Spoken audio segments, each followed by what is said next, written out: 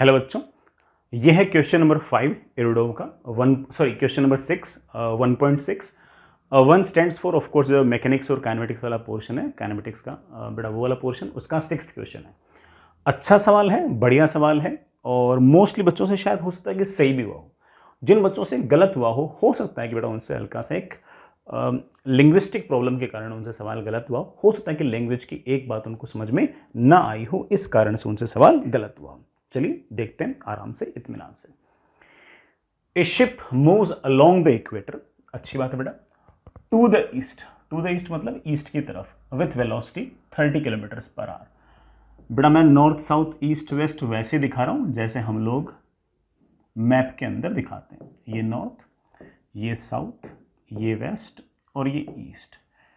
Ship जो है वो ईस्ट की तरफ जा रही है और उसकी वेलोसिटी है 30 किलोमीटर पर आवर। बेटा मैं V0 नहीं लिख रहा, सॉरी बेटा मैं VS लिख रहा हूँ, V0 नहीं लिख रहा, उससे मेरे को थोड़ा आइडिया लग जाएगा। मैं शिप की वेलोसिटी लिख रहा हूँ, ठीक है। आगे चलते हैं। द साउथ ईस्टर्न विंड, ये थोड़ी दिक्कत वाली बात है। Blows at an angle 60 degree to the equator with velocity 15 kilometre per hour. ये थोड़ी सी लैंग्वेज में दिक्कत है। चाहे जेई मेन के सवाल हो, चाहे जो भी आपके पास स्टैंडर्ड बुक्स रही हो, कोचिंग रही हो, उनके अंदर जो साउथ ईस्टर्न का मतलब और यहाँ पर जो साउथ ईस्टर्न है, इसका हल्का सा एक डिफरेंस है। यहाँ पर जो साउथ ईस्टर्न विंड है, इस बात का मतलब यह है कि साउथ ईस्ट से आ रही है, साउथ ईस्ट की तरफ जा नहीं रही है बेटा, साउथ ईस्ट से आ रही है। बिल्कुल वैसे जैसे न्यूज़ के अंदर जो वेदर रिपोर्ट होती है, कभी कभी आपने अगर सुना हो तो उसमें ऐसा बोलते हैं कि सदर्न विंड आ रही है और मानसून ला रही है। इस बात का मतलब ये नहीं कि विंड साउथ की तरफ जा रही है, इसका मतलब साउथ से आ रही है। तो जैसी लैंग्वेज वो है, मोर और लेस बेटा वैसी लैंग्वेज ये है। ये साउथ ईस्टर्न से आ रही मतलब साउथ ईस्ट से आ रही है, जा नहीं रही है। तो क्या बोल रखा है कि साउथ ईस्ट से बड़ा विंड आ रही है और कैसे आ रही है, इक्वेटर से 60 डिग्री बनाते हुए। ये आपका इक्वेटर था, ये आपका इक्वेटर था, इक्वेटर के अलोंग ही तो शिप जा रही थी ऐसे।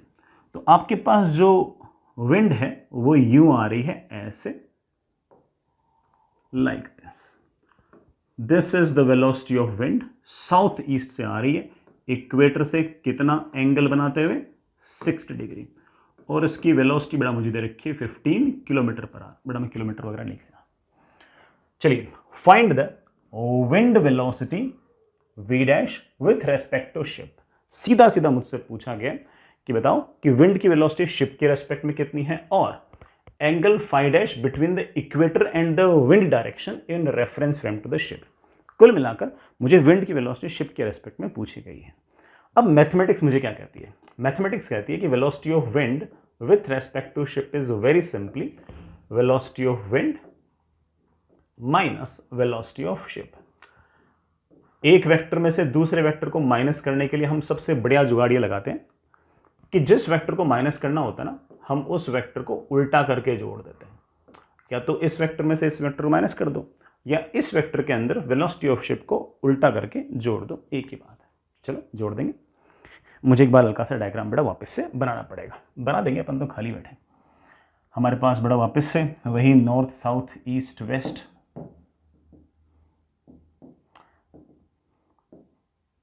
ये लीजिए बेटा, वेलोसिटी ऑफ शिप इस तरफ है तो उसका जो नेगेटिव होगा वो जस्ट उसके अपोजिट होगा। It will be like this,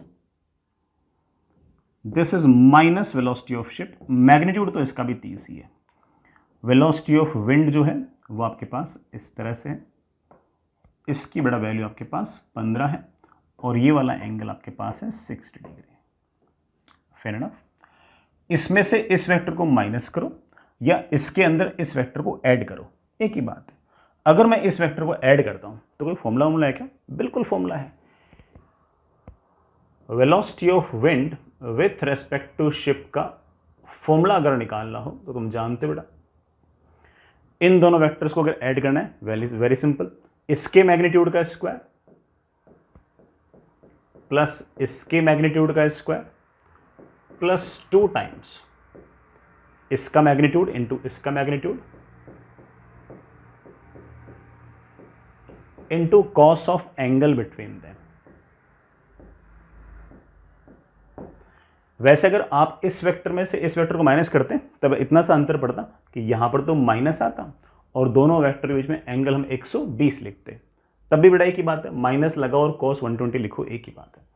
तो हमारे पास velocity of wind with respect to ship का मैग्नीट्यूड तो आ गया 900 बटा 15 का स्क्वायर तो 225, cos 60 की वैल्यू हाफ से हाफ कैंसिल, बटा this comes out to be 450 और 900 बटा कितना हो गया 1350 और 200 कितना हो गया 1550 और 25 1575। मेरे पास ये आ गया 1575 मीटर पर सेकंड। अगर मैं रूट निकालता हूँ थोड़ा रफली मेरे ख्याल से 39.686 मीटर पर सेकंड आती है। आंसर बेटा ऐसा लिखा हुआ है कि अप्रोक्सीमेटली 40 मीटर पर, सॉरी मीटर नहीं बेटा किलोमीटर है सारी की सारी।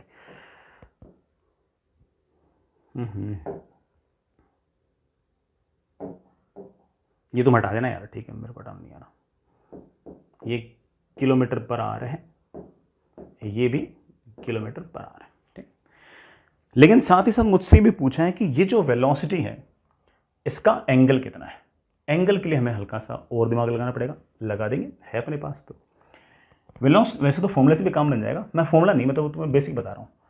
इन दोनों को जोड़ना है, उससे मेरे पास नेट वेलोसिटी आएगी। देखो बेटा इस 15 के दो कंपोनेंट आएंगे, इस तरफ आएगा 15 का sin 60 दैट इज 15√3/2, इधर की तरफ आएगा 15 का cos 60 बटा 15 का cos 60 आएगा 15/2।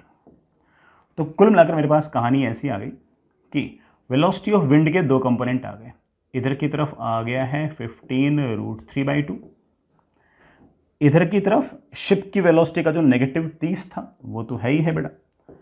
वेलोसिटी ऑफ विंड का इस तरफ कंपोनेंट मेरे पास आ गया 15/2। मुझे अगर इन दोनों वेक्टर्स को अगर ऐड करना है तो मैंने क्या किया कि इस वेक्टर के दो कंपोनेंट कर लिए, ये वाला और ये वाला, ये कंपोनेंट तो ऐड होके ये आ गए। आपके पास ये आ गई नेट वेलोसिटी।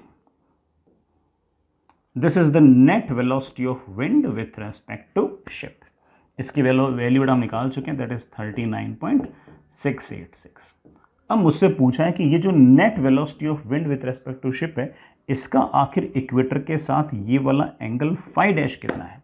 हम निकाल लेंगे बेटा फाई डैश। हम लिख सकते हैं कि tan phi dash is equals to perpendicular upon base. Perpendicular है 15√3/2 डिवाइडेड बाई बड़ा 60 + 15 75/2। बाई 2 से बड़ा बाई 2 कैंसिल, 15 से बड़ा ये cancel, that comes out to be √3/5।